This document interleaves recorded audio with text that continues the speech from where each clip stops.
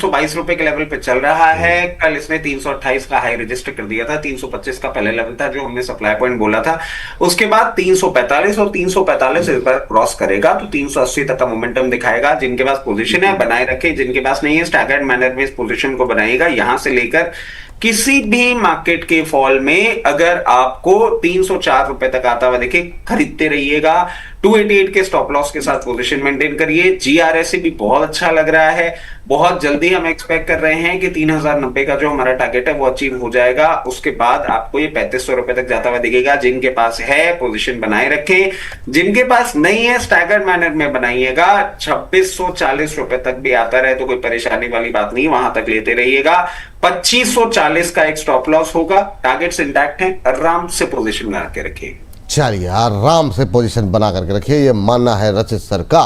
चलिए आगे बढ़ते हैं और चलते हैं अंबाला मैम के पास। अंबाला मैम, एक तो देख लीजिए जो आपकी एक छोटे शेयर में भी आपने इस पर बातचीत की थी, बीडीएल को लेकर के राय जानना चाहेंगे। एक भारत फोर्ज पे भी कल हम लोगों ने डिस्कशन थोड़ा सा किया था इसी शो के अंदर, तो भारत फोर्ज पे खबर भी थी। अभी क्या करना चाहिए भारत फोर्ज को लेकर के भी, भारत फोर्ज और बीडीएल दो शेयर आपके हवाले। तो पहले बीडीएल पे बात कर लेते हैं, वो स्क्रीन पर आ गया है। बीडीएल इज 1423, अब भी बाई कर सकते हैं, लेकिन वो वाली बात नहीं होगी जिन्होंने 1300 पे, 1400 पे, 1380 पे खरीदा है। बट अगर आप अच्छा मूवमेंट इन्वेस्टमेंट के हिसाब से देख रहे हो और 1800 का वेट कर सकते हो तो आज भी बाय कर सकते हैं। स्टॉप लॉस अभी भी 1270 का है, इसलिए थोड़ा सा डिटेल में एक्सप्लेन कर दिया, क्योंकि स्टॉप लॉस नहीं बदला। स्टॉक जरूर आपका 60 पॉइंट ऊपर चला गया, बट स्टॉप लॉस अभी भी वही है। तो बाय कर सकते हैं। 1800 का target, 1270 stop loss. Then Bharat Forge, बढ़िया काउंटर, बढ़िया समय पर रिकमेंडेड, और मतलब बहुत ही बढ़िया समय पर, मतलब 1250 और 1000 के भाव पे भारत फोर्ज को खरीदना वाज लाइक वाओ। तो वो हुआ and I am happy about this, क्योंकि ना सिर्फ आपको बल्कि हमारे भी मेंबर्स को हमने इस स्टॉक को एक इन्वेस्टमेंट आइडिया के तौर पर भी रिकमेंड किया था। व्यू था कि 1-1.5 साल लग सकता है, लेकिन वो जल्दी हुआ। सो एनीवेज अभी का जो मौका है वो भी बहुत अच्छा है। अगर आप भारत फोर्ज की पोटेंशियल में, आप बस ये समझिए कि इस स्टॉक में बहुत अच्छी क्वालिटी है, अच्छा चल सकता है आगे भी। आज 2140 के पास चल रहा है। अगला एक ही टारगेट अगर आप 4 महीने का देख रहे हैं तो 2500, और अगर आप 1 साल तक होल्ड करना चाहते हैं तो 2700 से थोड़ा सा ऊपर तक ये और जा सकता है। एनीवेज क्या आज के भाव पर बाय कर सकते हैं। ₹1950 का स्टॉप लॉस लगेगा, और अगर ये ब्रीच हो जाए तो डरिएगा मत, दोबारा सस्ता मिलेगा और दोबारा खरीदेंगे। चलिए ठीक है सर, अब जरा फटाफट आ जाते हैं, थोड़ा सा बात पावर पे भी कर लेते हैं। एक तो है टोरेंट पावर, जरा देखिए सर क्या करना चाहिए, काफ़ी लोगों के सवाल थे। और JSW एनर्जी, ये दो कंपनियां सर आप देखिए पावर सेक्टर से जुड़ी हुई, आपकी राय जानना चाहेंगे। इस बीच हमारे एक दर्शक हैं PSPS कैट कह रहे हैं, hi Vipul sir, it is urgent, I am a software engineer and lost my job this month but have received 1 year worth salary. क्या मुझे इसमें से कुछ अमाउंट स्टॉक में इन्वेस्ट करना चाहिए? सर ये बड़ा ही मतलब ये सवाल बड़ा, क्योंकि ये जो है ना 1 साल की तनख्वाह आपको मिली है, आपको नहीं पता कि 2 महीने में आपकी जॉब आपको मिलेगी या पता नहीं कितना समय लगेगा। वो पैसे जो है ना घर के खर्चे हैं, बहुत सारी चीज़ें हैं, तो वो पैसे ऐसे मतलब थोड़ा सा मेरे हिसाब से थोड़ा सा वो नहीं। बाकी एक्सपर्ट लोग हैं, मैं चाहूँगा तीनों लोग अपनी अपनी जब जो सवाल रहे हैं उसके साथ साथ एक लाइन पे अगर आप लोग उनको, इस तरह के बहुत सारे लोग होते हैं कि जी टोरेंट पावर में विपुल जी बहुत बढ़िया एक वैल्यू जोन में मैं देख रहा हूँ, और मुझे लगता है कि बाय करके चलना चाहिए। अपसाइड यहाँ पे पॉसिबल है अप टू 1750 तक। तो अगर अभी 1464 के आसपास का प्राइस चल रहा है, आप यहाँ पे 1375 का एक स्टॉप लॉस मेंटेन करके रखिए। मुझे लगता है कि 1700 एंड अबव जाने के लिए रेडी हो रहा है, परफेक्ट बाइंग कैंडिडेट है। एंड JSW एनर्जी मुझे लगता है कि अगर आपके पास है बने रहना चाहिए। आप देखेंगे रिसेंटली ऑलमोस्ट जो 20 मूविंग एवरेज प्राइस है इसके ऊपर ही ऑलमोस्ट सस्टेन हो रहा है, एंड लगातार हायर हाई फॉर्मेशन बना है, बेस बन गया है विपुल जी, कोई प्रॉब्लम मुझे नहीं दिखाई दे रहा है। घूम फिर के stock it will take some time, 2-3 quarter लग सकता है। 681 उसके बाद आपको 750 तक मूव आते हुए दिखाई देंगे। और जो क्वेश्चन आपने किया है कि मेरा जॉब चला गया है, क्या मुझे स्टॉक मार्केट पे इन्वेस्टमेंट करना चाहिए, the answer is no. No means no, एकदम आपको नहीं करना चाहिए। अगर आपको चाहिए कि शॉर्ट टर्म थोड़ा बहुत आपका इनकम चाहिए या थोड़ा सेफ, मुझे लगता है कि या तो कुछ बॉन्ड में इन्वेस्ट कर दीजिए, आपको 7-8 महीने का भी कुछ गवर्नमेंट बॉन्ड्स मिलेंगे फिक्स, या तो आप एकदम लिक्विड फंड में पैसा डालिए। स्टॉक मार्केट पे या तो इक्विटी म्यूचुअल फंड में तो मेरे तरफ से सलाह नहीं रहेगा, क्योंकि अगर बाई चांस आप मार्केट में इन्वेस्ट करते हो एंड कल को मार्केट यहाँ से नीचे आता है, तो या तो फर्स्ट आपने अपना जॉब लॉस्ट किया है, उसके बाद फिर से आपका पैसा भी यहाँ से खोने का चांसेस रहेगा। तो मेरा मानो तो मेरे हिसाब से तो उनको बिल्कुल भी इक्विटी मार्केट में इन्वेस्टमेंट नहीं करना चाहिए। बिल्कुल। ये सर वो पैसे जो है ना, ये पैसे बचा के रखिए। ये आपको इसलिए मिले हैं कि मतलब अब बहुत गहराई में जाने की आवश्यकता नहीं है, लेकिन अभी इन पैसों से ज़्यादा फैंटम बनने की आवश्यकता नहीं है। ट्रेन इन रेंज जी कह रहे हैं बियर अभी थोड़ी देर पहले बहुत खुश हो रहे थे, उनको ये नहीं पता कि आज स्टॉप लॉस कटने वाला है, 2 बजे के बाद बियर की हंसी निकलनी बंद हो जाएगी। बहुत शानदार। और इसके अलावा एक हमारे दर्शक की टिप्पणी और आई थी। ट्रेन जिस तरीके से पिछले पूरे हफ्ते भारत से नदारद रही, मुझे लगा ट्रेन इन रेन साहब भी उसी में गायब हो गए। आज वापस आए, बड़ा अच्छा लगा इनका कमेंट देख के कि हाँ ये अभी भी है। मैं इनसे जुलाई में भी सर कमेंट जरूर सुनना चाहूंगा। वाह, बहुत शानदार। ये जून में नया हाई लगवा रहे थे हाँ। और जून खात्मे की ओर है, तो जुलाई में रहे जरूर। चलिए, इस बीच एक टिप्पणी और थी, मिस हो गई मुझसे, है ना।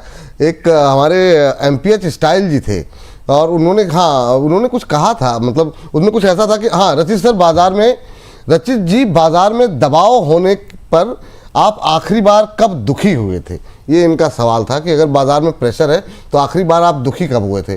कोई खुश तो आप बहुत होते हैं, दुखी कब हुए थे? ये मैं दोनों कंडीशन में खुश रहता हूँ। ऊपर जाते टारगेट हिट हो जाते हैं, उसके नगाड़े बजा लेता हूँ, नीचे जाते तो मंदी आ गई, उसके नगाड़े बजा लेता हूँ। एक बाजार के आदमी को ना सर बुल बेयर नहीं, मैं हमेशा बोलता हूँ हेयर बन के रहिए। हेयर अपने आप को प्रोटेक्ट करके चलता है और सुमड़ी में सारे काम करता रहता है। बुल बेयर की लड़ाई में मत रहिए, हेयर बन के रहिए। सुमड़ी में बहुत शानदार सर। क्या कहा जाए। लेकिन सर इस बीच आपसे जो सवाल है मेरा, सर पावर ग्रिड को ले लीजिए सर, और एसीएमई सोलार, या फिर आप सीएससी ले लीजिए। सीएससी पे आपकी रिकमेंडेशन भी रही है और बीच में अच्छी रिकवरी भी आई है। आप दोनों पे, इन 2 पावर पे कंपनियों पे आप व्यू। सर सीएससी देखिए, अभी कंटिन्यूसली हम जो बात कह रहे हैं कि 186 का एक सप्लाई पॉइंट है जो कि हमारी बाइंग प्राइस थी। अब वो जब तक नहीं आपको सप्लाई पॉइंट क्रॉस करेगा ना, फर्दर अप्रूव नहीं दिखेगा। यहां पे जिस तरीके से पोजीशन है, अगर आप पोजीशन बनाना चाह रहे हैं तो बिल्कुल पोजीशन बनाइए। बहुत लोअर लेवल्स पे चल रहा है और पहले जैसे हमने 176 का स्टॉप लॉस दिया था, अब इसका 200 मूविंग एवरेज 167.5 है, तो 166 का स्टॉप लॉस देंगे। 176 के बाद 186 और फिर इस बार 206 लेवल्स तक भी आपको जाता हुआ दिख सकता है। सर सीएससी के अलावा आप पावर ग्रिड बोले थे? जी सर, नहीं हाँ पावर ग्रिड, जी सर बिल्कुल। 291 लेवल्स चल रहा है, बहुत ज्यादा कोई उम्मीदें नहीं है। लो बीटा काउंटर है, रेंज में है। Lower end of the range 282, higher end of the range कहीं 302 के आसपास है। मैं ऐसे काउंटर में बहुत ज्यादा ट्रेडिंग पोजीशन बनाने के लिए नहीं सोचता हूं। अगर आपने ऐसा सोचा है तो मीडियम टर्म अप्रोच के साथ रखिएगा। 284, 286 लेवल्स तक खरीदते रहिएगा। मीडियम टर्म में कभी मूवमेंट आएगा तो 324, 336 लेवल तक जाता हुआ दिखेगा। और जो सैलरी वाला क्वेश्चन है सर, पर्सनल फाइनेंस का एक बहुत बेसिक प्रिंसिपल है जो मैं समझता हूं इनको नहीं सबको फॉलो करना चाहिए।